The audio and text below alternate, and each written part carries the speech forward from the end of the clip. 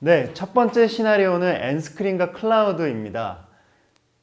사용자들이 이제는 PC뿐만 아니라 스마트폰 그리고 태블릿, 다양한 디바이스에서 인터넷을 접속할 수 있게 되었는데요. 굉장히 좋은 환경이죠. 뒤에 있는 보이는 구름처럼 아무렇게나 자유롭게 날아다닐 수 있는 그런 환경이 되었는데요. 그럼에도 불구하고 PC와 스마트폰 그리고 다양한 디바이스들 간에 데이터를 공유하고 옮기기 위해서 USB를 사용한다든지 아니면 웹하드를 이용을 해가지고 접속을 해서 다운받는다든지 이런 식으로 번거롭게 작업을 하고 있습니다. 그래서 그런 환경을 다양한 스크린에서 어떻게 하면 클라우드하고 연계해서 굉장히 편하고 의식하지 않더라도 그 파일들을 쉽게 어디에서나 언제 어디서나 접속할 수 있는 그런 환경을 만들 수 있을까, 그런 고민들이 생기게 됐습니다. 그래서 이 시나리오에서는 엔스크린과 클라우드의 어떤 서로 장점을 이용을 해가지고 그런 환경을 구축하는 거에 대한 이야기입니다. 먼저 윈도우즈 라이브 메시라고 하는 사례를 통해서 이 클라우드와 엔스크린이 어떻게 접목될 수 있는지 알아보도록 하겠습니다. 지금 화면을 보시면은요, 윈도우즈 라이브 메시의 실행 화면이 보입니다.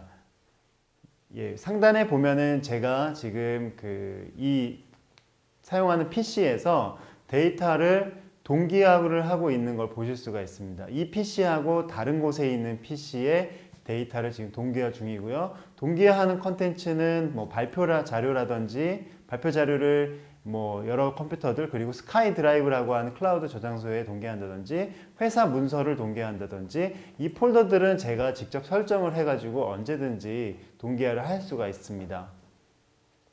네, 그리고 밑에 보시면은 프로그램 설정에 인터넷 익스플로러, 즉 인터넷 익스플로러를 사용을 하면 즐겨찾기들을 동기화하고자 하는 생각이 많이 드실 텐데요.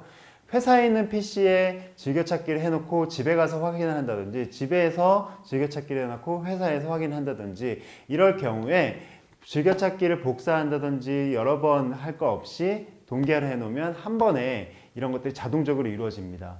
그리고 마이크로소프트 오피스 같은 경우에도 이렇게 동기화 설정을 해놓으면 스타일이나 템플릿, 사용자 지정, 사전, 그리고 메일 서명 같은 것들을 동기화할 수가 있는데요.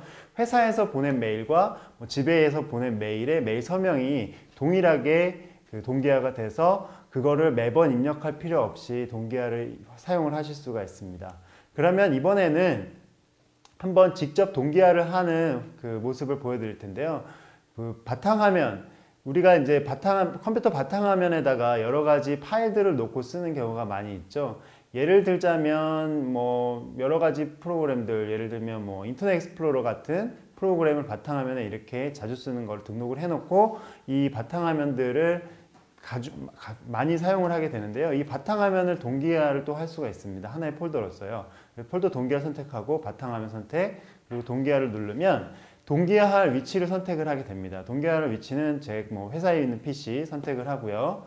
그 다음에 클라우드, 인터넷상에 있는 스카이 드라이브에다가 동기화 저장소를 또 선택을 해 놓습니다. 그러면 인터넷과 내 다른 PC에서 이 데이터가 동기화가 돼서 언제든지 똑같은 바탕화면을 사용할 수 있게 됩니다. 굉장히 편리하겠죠? 그래서 이런 식으로 다양한 폴더들을 다양한 디바이스에 동기화를 시켜 놓으면 그걸 복사한다든지 옮길 필요 없이 자동으로 윈도우즈 라이브 메시가 동기화를 해줄 수가 있고요. 원격 같은 기능들을 이용해서 다른 PC나 디바이스에 접속을 할 수도 있습니다. 라이브 메시 시나리오에 대해서 간단하게 살펴보았고요. 개발자분들을 위해서는 이런 라이브 메시와 같은 서비스를 구현을 하기 위해서 싱크 프레임워크라는 프레임워크를 이용을 한다든지 그리고 오데이터 같은 프로토콜을 활용하시면 좋을 것 같은데요. 싱크 프레임워크는 방금 설명드린 것처럼 서로 다른 디바이스에서 서로 다른 장치에서 데이터들을 싱크를 하고 클라우드에 싱크를 하는 그런 싱크에 관련된 프레임워크입니다. 지금 보시는 것처럼 여러 가지 디바이스들을 동기화하고요.